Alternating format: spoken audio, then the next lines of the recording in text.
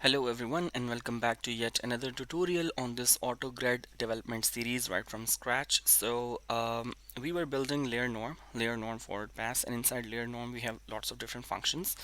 And initially we implemented LayerNorm with just floating point numbers and numerical values, but later on we got to know that to implement your own Autograd engine right from scratch, to build the graph of each and every node and save the information of parents, the actual operations, we need to have tensor operations implemented. We don't just go ahead and add two tensors and find some floating point number. What we need to do is we need to have tensor operations, tensor methods dedicated. Even if you want to take the square root, you cannot just go ahead and um, loop through a matrix and just can take element wise square root. Instead, you want to write your own dedicated method which will keep track of the parents, which will keep track of all the operations, which will points backward to the actual operations or methods, and then we'll implement then it will give us the final result, right?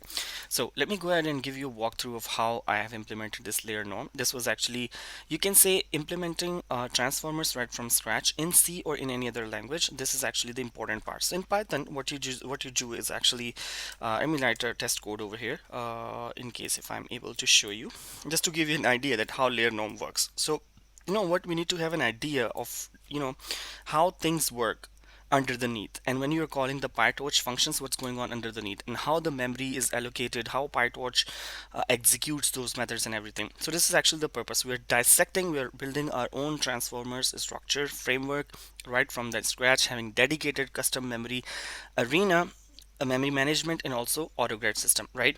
So in PyTorch, what you do is you import PyTorch, uh, uh, import torch, something like this, and then you go ahead and import torch.nn as n, and you do something like this, right? And then you have layer norm nn dot layer norm, something like this, and you pass like number of features or whatever over here, right? And then you do some sort of forward pass or whatever, and then this forward pass, just think of it like a function which does these operations, right? This is what goes on underneath, right? So let's dissect this, what happens. So if you remember, in my last video I've shown you the formula. Let me just pull it over here, and this was actually the formula, or yeah, this was actually the formula. So what just happens basically is, this is our variance, and in case if I write the actual formula over here, so that way we can correct it as well. Previously we were confused what the actual formula looked like, and it is something like this. Um, so what we have is, we have x for a tensor, and we subtract a mean from this, right? And then we go ahead and take a square root of variance plus epsilon, and this epsilon is basically a very small value. You wanna just add in this variance in order to avoid zero division error, right?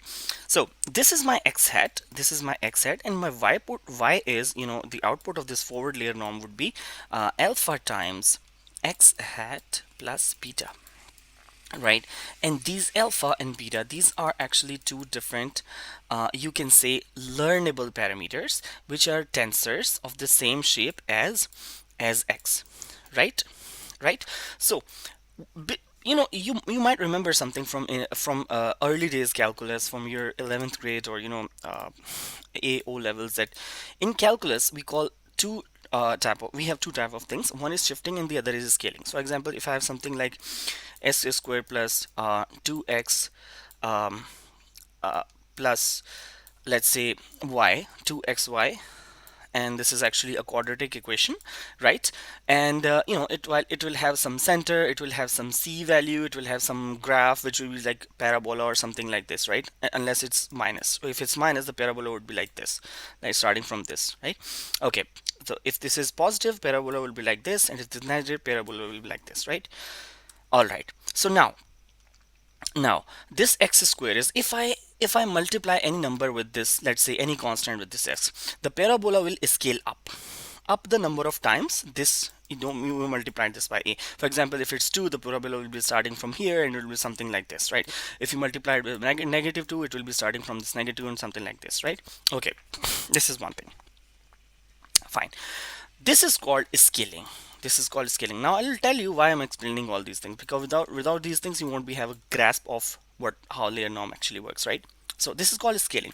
We have actually scaled our equation to some degree, which will which will add or decrease this along the y-axis, right? Okay.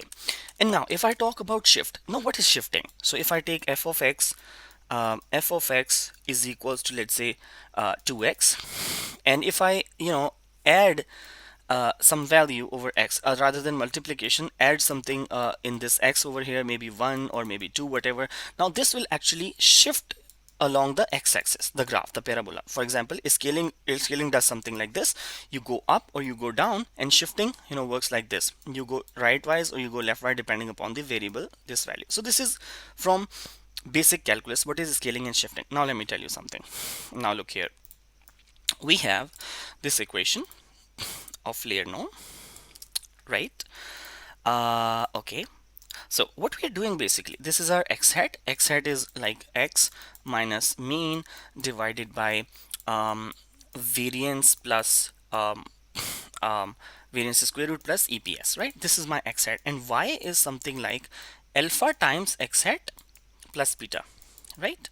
Now what we are doing, basically, we are trying to find this x hat, and inside x hat we have these number of parameters. So first of all, we have tensor subtract. We've written a function for this, right? So the next operation, we have tensor division. Something is getting divided. All these are tensors, mind you. The x is tensor, m is tensor, variance is also tensor. All these things are tensor, and this is also a tensor multiplication plus tensor addition. So the idea that I'm trying to convey is nothing is floating point operation or integer operation over here, right? Does that make sense? Everything is tensor multiplication, tensor division, right? For example, if I take these two matrices x and m, what I do is I subtract them, right? And I'll write a function called tensor subtract, which will take x and m. I will keep track of the parents, and parents are x and m, obviously. And yeah, so what is actually the operation that they will point towards will be tensor backward, because when you flow through forward, you left with some output tensors which have requires grad equals true, and those which have requires grad equals true need to have a derivative on the backward pass. So we point them towards that function which takes the derivative, and then I'll show you the code later to the further that will further explain these things. We point out to that function which takes the derivative on the backward pass, right? So each and every forward step, whatever you do in forward pass, in each layer, whatever tensor operation is done, you need to track of that tensor operation. You need to track of those exact members which have applied those operations, and then in the forward pass, you just flow back and update the gradients, right? So that's how you wire up things. You chain things together to find the right amount of right kind of response, right? So this was my x hat, and this is actually the main equation, and these are actually the learnable parameters. Mind you, x has nothing to do with this equation. You just take the mean, variance, division, standard deviation, everything. You just find this x hat, and x hat you just save it on forward pass, because you need to save it in forward pass, because you require them to calculate the gradients at the backward pass. But actual learnable parameters are these scaling and shifting parameters. That's what I'm trying to explain here. That's why I've drawn that parabola in calculus, and to give you an idea, right? Okay, so with this being said, let's now move towards our actual code. Okay, so this is my code. This is my code, right? Okay, and you see now there's one hack in layer norm forward which you need to understand if you were to implement your own you can say like transformer framework. And now hack is, for example, this is actually my just tensor, a tensor which I'll be calculating on forward pass. Forget about this y for now. This is just let me just remove this. Only x is important, only x is required, right? So this is my actual tensor, and I randomized that. I just populated some values, and I took the mean of it. And mean, what it does basically is, let's just open now tensor file, and let me show you what a mean does. So I think I have I have written it over here, tensor mean. Yeah, this is actually the mean. Okay, Now what it does is basically it takes the row wise mean. In case if you haven't watched my previous videos, go check out that one in which I've actually shown you that how the row operations and everything. A row wise pointer, we get the row pointer, and we sum all the values divided by number of columns to get an idea, right? So we take the row wise mean, right, and the output shape will be something like this, right? Because for each row you just take all the values sum and divided number of columns, so you'll have only one value, right? So the output shape will look something like this, and rows are this, column is this, dimension is this, output shape is this. You just go ahead and wire things up, and by wiring things up I means if A requires red, obviously it requires red, right? And then your output will also require red, right? Your number of parents equals 1 because only one dependent variable, and then you allocate some space for that one as well. Tensor pointer, which is actually a list of an array of tensor pointers. So pointer array which is pointing towards the indices that are obviously tensors, right? And then we have op, in which we allocate the operation, the backward pass needed, and this is going to be a backward pass which will calculate the derivative of this out and will append, populate the grad parameter inside our tensor relevant to this particular out tensor. And yeah, we defined over here, just initialize this, nothing else, row times number of columns, which is obviously 1. I didn't have to like do this as well, but I don't know for what reason. I just if you multiply by rows times size of float, it will is exactly same thing if you multiply it by number of columns, which is 1.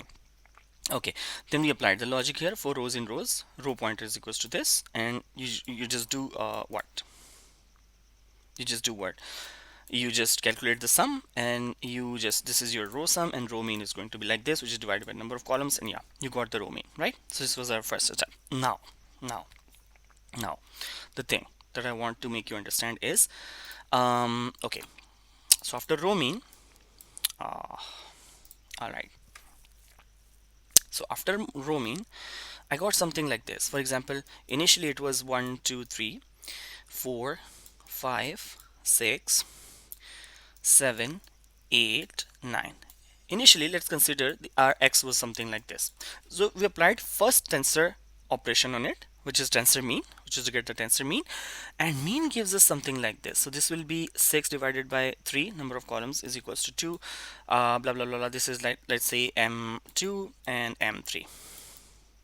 You take the row wise mean and you got rows times for output shape 1 because you have only one column. Now the problem is the next step is you just go ahead and subtract it, right?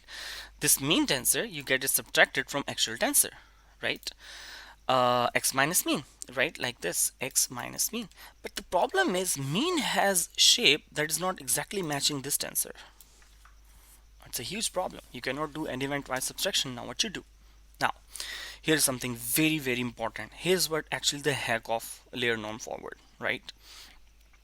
So what you do is you sort of expand the columns to match dimension, and this is exactly what PyTorch does. I was reading it somewhere here.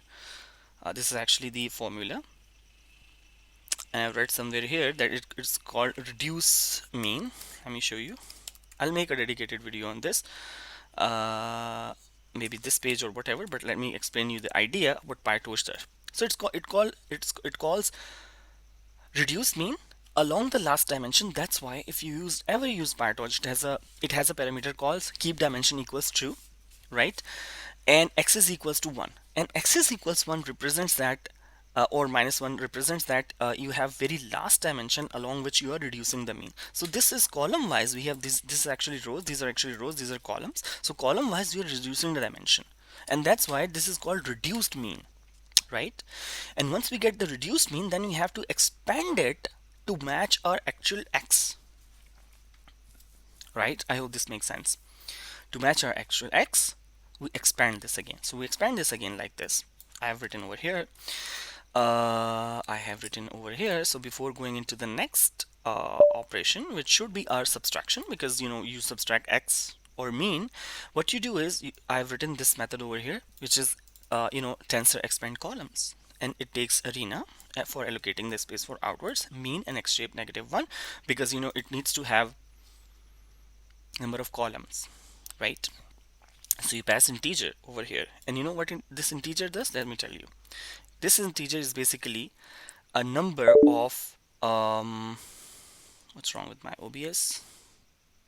All right, So this is basically the number of you can say columns that we need along the y-axis, right?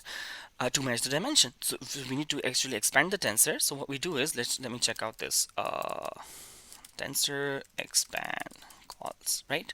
So yeah, I've given a description over here as well. So you have m1 m1 m1 m2 m1, so m3.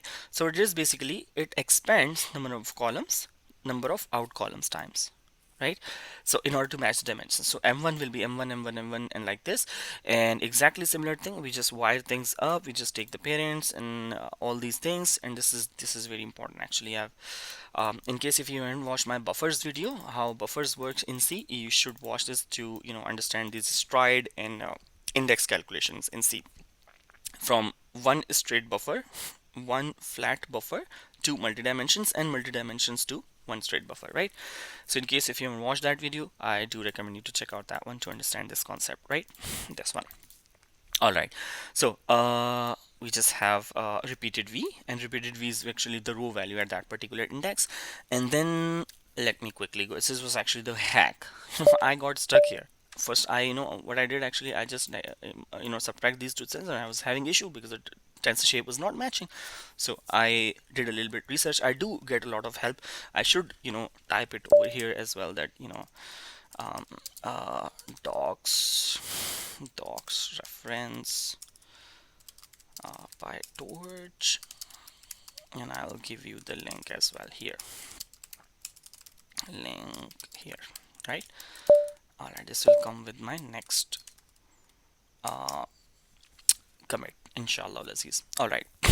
So yeah, we expanded the columns, and then rest of the things are easy. We written a method that subtract two tensors, right? And then we took the square of the tensors, because that's how your mean work, your layer norm forward work, as per that formula which I just shown you. And then we have variance. We take the mean again of a and square of these two tensors, and then we have some exponent.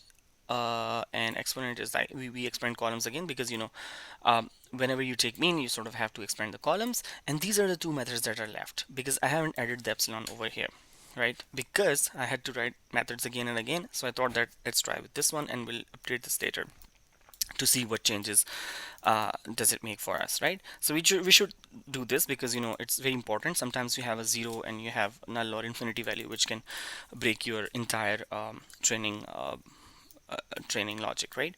So yeah, I have commented these out, but I'll uncomment these later. And then we take standard deviation. Standard deviation is something like you take the square root of variance plus epsilon traditionally, but I've taken only for variance, and a, and then you have tensor out, which is actually just a division operation of a. Now you see, for division operation, I've created tensor division. For tensor square root, I've created tensor square root method.